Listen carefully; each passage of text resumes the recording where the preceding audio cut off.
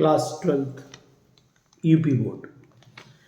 कैसे आएंगे अच्छे नंबर और कैसे बनाएं स्ट्रेटजी और कितने घंटे पढ़ना चाहिए। यूपी बोर्ड के जितने भी बच्चे तैयारी कर रहे हैं, देखिए मैं आपको सलाह दूंगा कि अगर आप यूपी बोर्ड की प्रिपरेशन कर रहे हैं तो आप ये जान लीजिए कितने घंटे पढ़ना चाहिए, कितने घंटे में आप अपना बेस्ट रिजल्ट दे पाएंगे।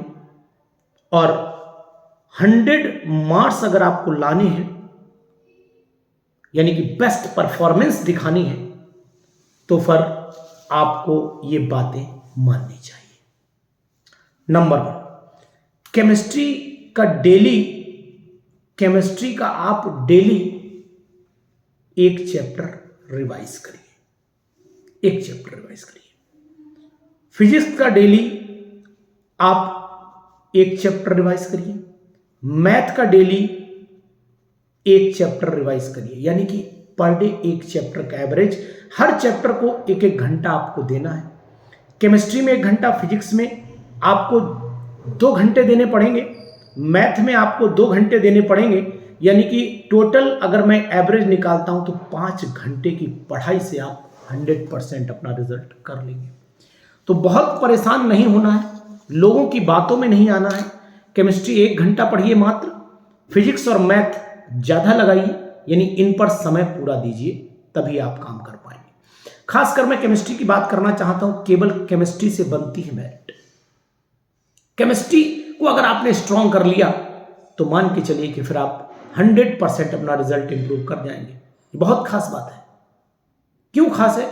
खास इसलिए है कि मात्र 10 चैप्टर्स आ रहे हैं केमिस्ट्री में, और अगर ये 10 चैप्टर आपने एनसीईआरटी को उठा करके पढ़ डाले, तो एनसीईआरटी को अगर उठा करके आपने ये चैप्टर पढ़े, तो मेरा वादा है कि 70 out of 70 plus 30 out of 30, यानी टोटल आपका 100 आ जाएगा केमिस्ट्री में। ये बात जान लो आप।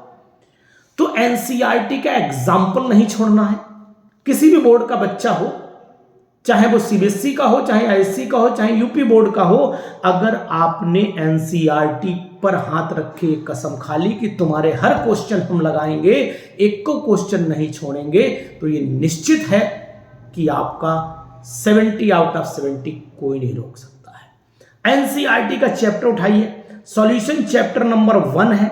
इस चैप्टर का सबसे पहले एक बार रिवीजन करिए, और रिवीजन करने के बाद अगले दिन, यानी कि आज आपने चैप्टर का रिवीजन किया, अगले दिन इसके क्वेश्चन लगाइए, और ये क्वेश्चन 2 दिन तक लगाइए, यानी कि 1 हफ्ते में केवल 2 चैप्टर निपटाइए।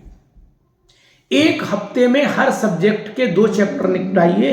अगर आपने 1 हफ्ते में 2 चैप्टर निपटा दिए, तो मेरा वादा है आपसे कि कोई आपके नंबर हिला नहीं पाएगा। कॉपी लिखने का तरीका भी बताऊंगा अगली वीडियो में कि आखिरकार कॉपी कैसे लिखी जानी चाहिए। तो रिवीजन मस्त करिए, रिवीजन बेस्ट करिए, रिवीजन अच्छे ढंग से करिए और तरीके से करिए। जैसे ही आप रिवीजन अच्छे ढंग से करेंगे, अच्छे तरीके से करेंगे, तो मुझे उम्मीद है कि आप पेपर में भी अपनी बेस्ट परफॉर्मेंस देंगे। तो सभी बच्चे, जितना मैंने बताया है, जितना मैंने पढ़ाया है, जिस तरीके से मैंने क्वेश्चंस कराए हैं, इन पर विशेष ध्यान दीजिए, आप सफल निश्चित हो जाएंगे। हर चैप्टर को 1 दिन रिवीजन, 1 दिन क्वेश्चन, 1 दिन फिर क्वेश्चन करिए, और क्वेश्चन में भी एनसीईआरटी के इंटेक्स्ट सब लगा लीजिए, एनसीईआरटी के एग्जाम्पल सब लगा लीजिए, एनसीईआरटी के एक्सरसाइज के क्वेश्चन लगा लीजिए। 1 नहीं बचेगा, सब आएंगे। अगर ये आपने काम कर लिया तो केमिस्ट्री का पेपर समझ लो आपको पता है। अगर आपने ये सब काम कर डाला तो केमिस्ट्री में 70 में से 70 आएंगे आपके, निश्चित है। तो ये सब काम कर लीजिए और बढ़िया से लिख के प्रैक्टिस जरूर करिए। बिना लिखे सोचो कि बहुत अच्छे नंबर आ जाएंगे, तो शायद ये इम्पॉसिबल है।